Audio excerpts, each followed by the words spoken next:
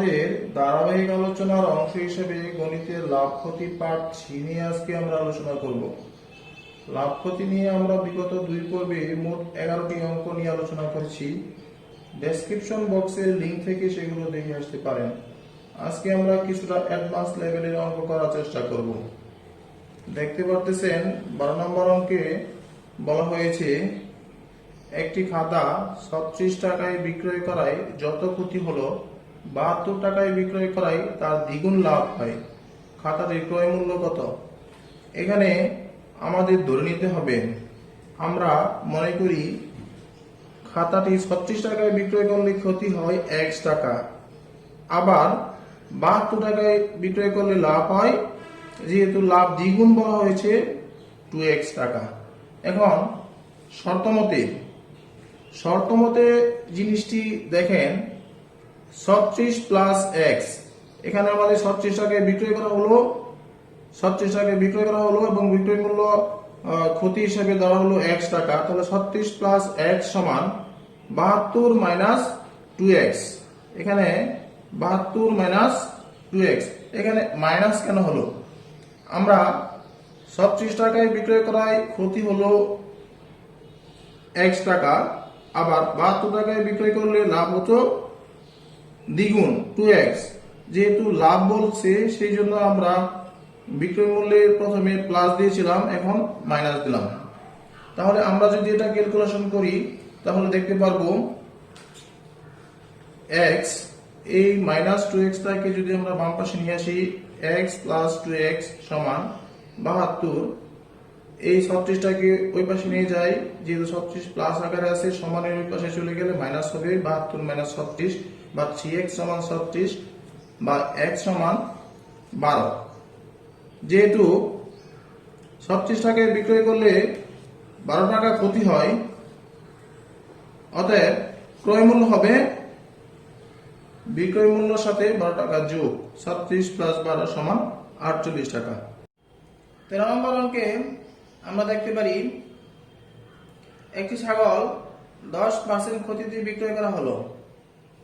বিক্রয় মূল্য 45 টাকা বেশি হলে 5% লাভ হতো। ছাগলটির ক্রয় মূল্য কত?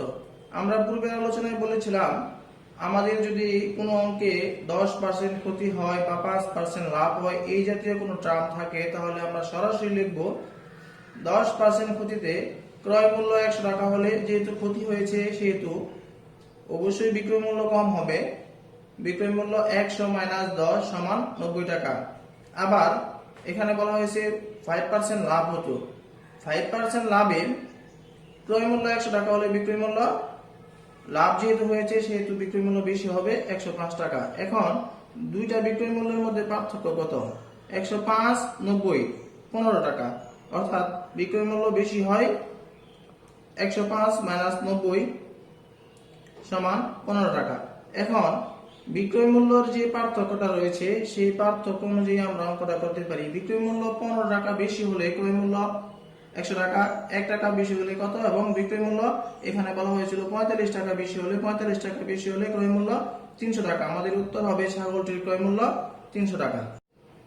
14 নম্বর অঙ্কে আমরা দেখব খুবই গুরুত্বপূর্ণ একটি অঙ্ক, ভালোভাবে লক্ষ্য রাখবেন।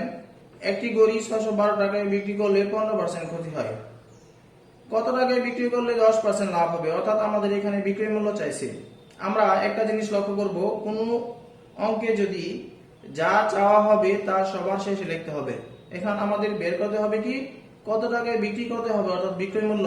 আমরা চলে যাই আমাদের গতানুগতিক নিয়মে, যে 15% ক্ষতিতে আমাদের ক্রয় মূল্য যদি 100 টাকা হয়, বিক্রয় মূল্য হবে 100 মাইনাস 15 সমান 85 টাকা। এখন বিক্রয় মূল্য যদি 85 টাকা হয়, ক্রয় মূল্য 100 টাকা, বিক্রয় মূল্য 1 টাকা হলে কত? এবং বিক্রয় মূল্য যদি আমাদের 612 টাকা হয়, তাহলে আমাদের ক্রয় মূল্য 720 টাকা। আবার বলা হয়েছিল 10% লাভ। 10% লাভে ক্রয় মূল্য 100 টাকা হলে বিক্রয় মূল্য 110 টাকা। তাহলে ক্রয় মূল্য 100 টাকা হলে বিক্রয় মূল্য 110 টাকা, ক্রয় মূল্য 1 টাকা হলে বিক্রয় মূল্য কত? এবং ক্রয় মূল্য আমাদের পূর্বে বের করেছিলাম 720 টাকা। 720 টাকা হলে বিক্রয় মূল্য হবে 792 টাকা। এখন জিনিসটি 792 টাকায় বিক্রয় করতে হবে। 15 নম্বর অঙ্কে আমরা দেখব একটি রেডিওর ক্রয় মূল্য ৩,৬০০ টাকা। রেডিওটি কত মূল্যে বিক্রয় করলে বিক্রেতার 40% লাভ হবে?